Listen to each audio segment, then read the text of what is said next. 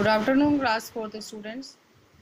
पाठ 7 में अब हम अभ्यास कार्य याद करेंगे और आप पहले पाठ अच्छे से पढ़ लेंगे तो आपको जो कितना भी अभ्यास कार्य किताब में दिया होता है वो सभी आपको बहुत ही आसानी से याद हो जाएगा।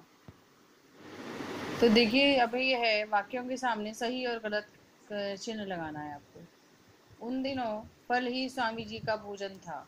सही। युवक का उत्तर सुनकर स्वामी जी क्रुद्ध हो गए। गलत। पुस्तक में दुर्लभ चित्र थे। सही।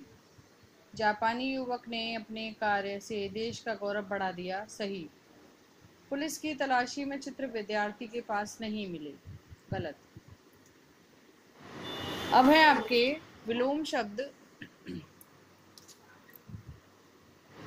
रंगीन शब्दों के विलोम से खाली स्थान भरिए।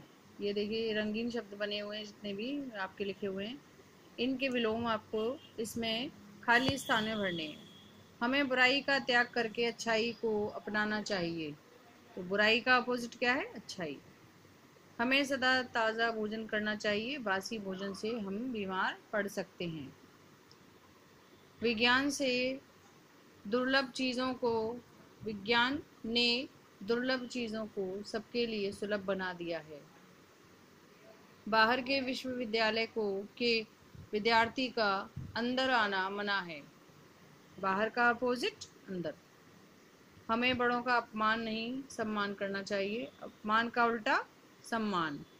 तो ये खाली स्थान के जरिए से आपको विलोम शब्द याद करवाए हैं।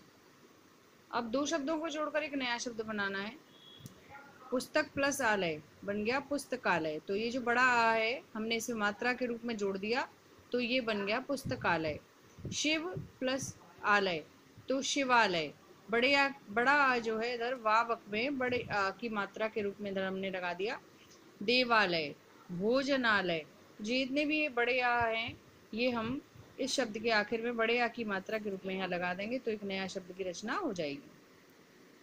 ऐसे ही देखो, शाला, इसमें आलय जोड़ा था हमने, अब इसमें हमको जोड़ना शाला।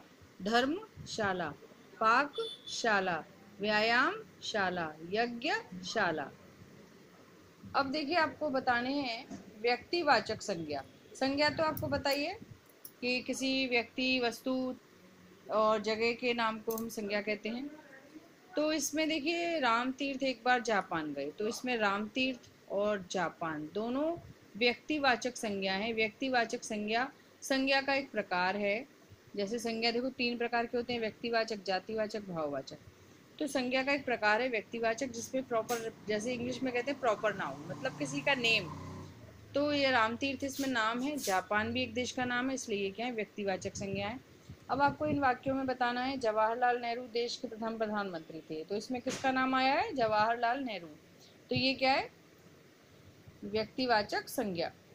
भारत एक महान देश है, तो भारत क्या है इसमें? व्यक्तिवाचक संज्ञा। रामायण हिंदुओं की धार्मिक पुस्तक है, रामायण व्यक्तिवाचक संज्ञा।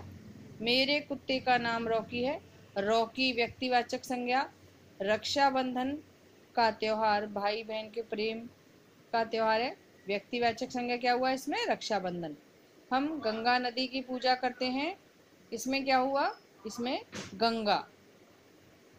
तो व्यक्तिवाचक संज्ञा क्या होता है? किसी का जो प्रॉपर नाम होता है उसको हम कहते हैं व्यक्तिवाचक संज्ञा। अब है क्रिया का रूप। क्रिया का सही रूप हमें इस खाली स्थान में भरना है। युवक ने फलों के बदले कुछ भी लेने से इनकार कर दिया। दिए या दिया, तो इसमें आएगा सही दिया। एक जापानी युवक प्लेटफॉर्म पर खड़ा था। युवक ने चित्रों को पुस्तक से निकाल लिया।